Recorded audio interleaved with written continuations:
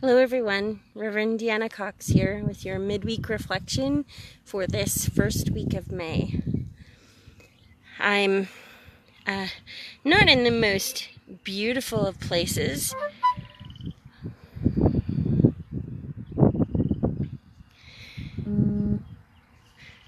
Pardon me as I silence my phone.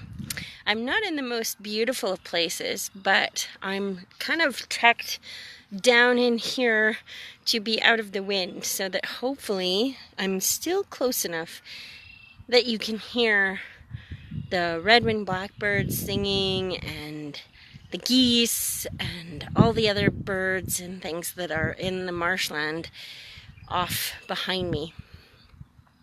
I'd hoped to even let you hear the frogs because that is one of my absolute favorite sounds of spring. But anyways, this is a midweek reflection for, like I said, the first week of May. And I think it's the third week after Easter Sunday, so or the fourth week of the Easter season, however you want to calculate it. I will be away this Sunday at our regional gathering, but I wanted to, and so I was struggling with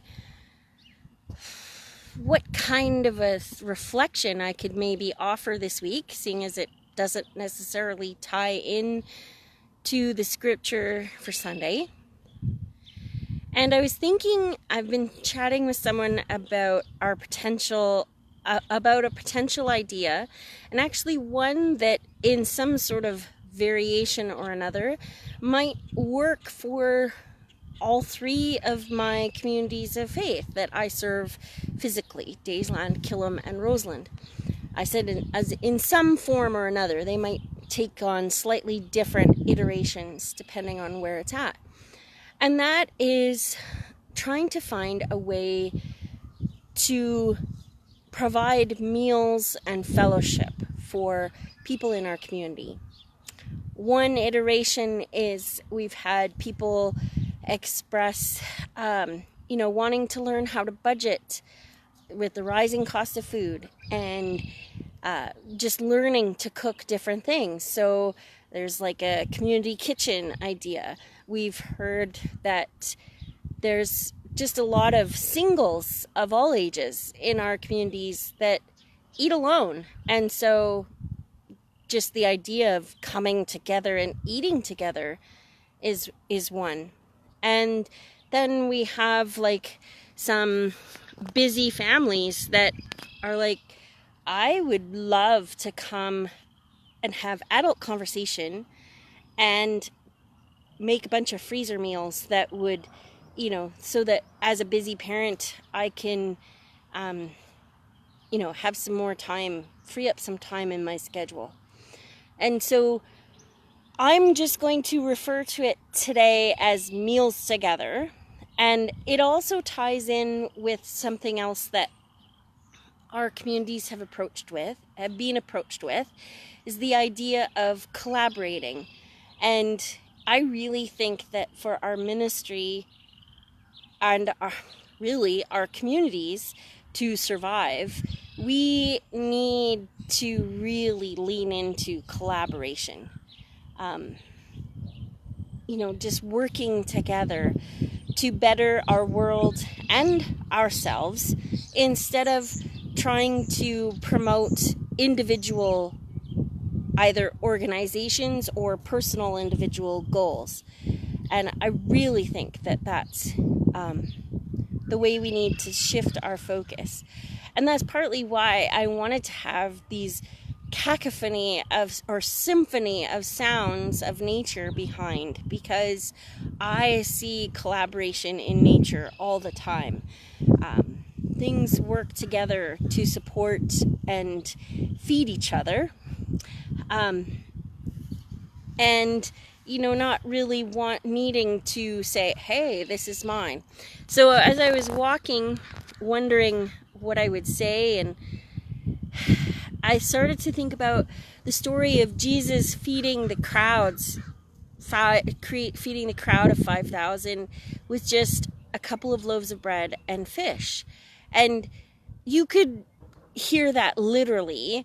And, you know, for me as a parent, I envision everyone on that hill digging through whatever they brought with them. Like, oh, here, I have a couple mints and I have some gum and, you know, oh, I have like this squished granola bar. And, you know, can you just see it? Like, and just digging in and adding to the pile until they found enough to feed everyone. And it wasn't about getting credit for, you know, what you put in. It was about contributing to the whole. And that's what collaboration is. It's, and I thank Robin King and Jackie Northey for sharing that with us, for sharing with us that gift of shifting about what we see collaboration as. And I'm looking forward to collaborating in our ministry around. And so I bring that up because collaboration isn't just about me finding people to work with. It's about all of us bringing ideas to the table. These ideas around meals together aren't just mine. They're ones that have come from our community, from the people in our communities of faith, and they're just, and sometimes it's a different idea that sparked that one, and so I want us all to start shifting how we think about ministry. We, our physical churches and this online community, do not have to fund the whole kit and caboodle. We don't have to provide all the legs and feet on the ground to run it. We just have to have the ability to say, yes, let's. And maybe our piece is providing location or helping do some research or, you know, asking others to support us. And so speaking of asking, this coming weekend, now let me get it right, 5th and 6th, I think. The physical community of Killam is hosting there's a whole community-wide garage sale, but our church community is hosting a community garage sale table site, I guess I could call it that, and we're accepting donations of items on Thursday evening.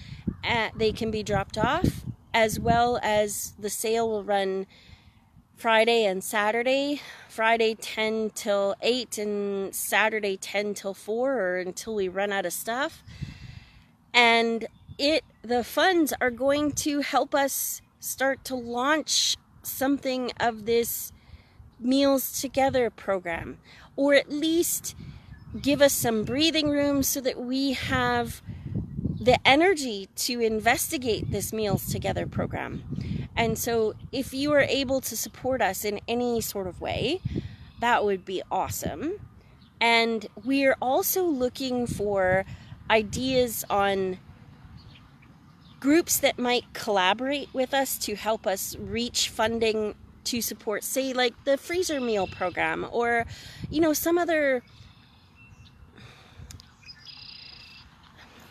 realization of this sort of in our other communities. So if you have an idea of an organization that might have some funds that we could access to promote meals and wellness in our communities, that would be awesome. And so I hope you guys somebody has discovered my hiding place. So I hope you all have an awesome week, and that you kind of put your heads together. And if you think of anything, please reach out and let us know. If you're able to support us in any way, let us know. And take care, and God bless you. Bye.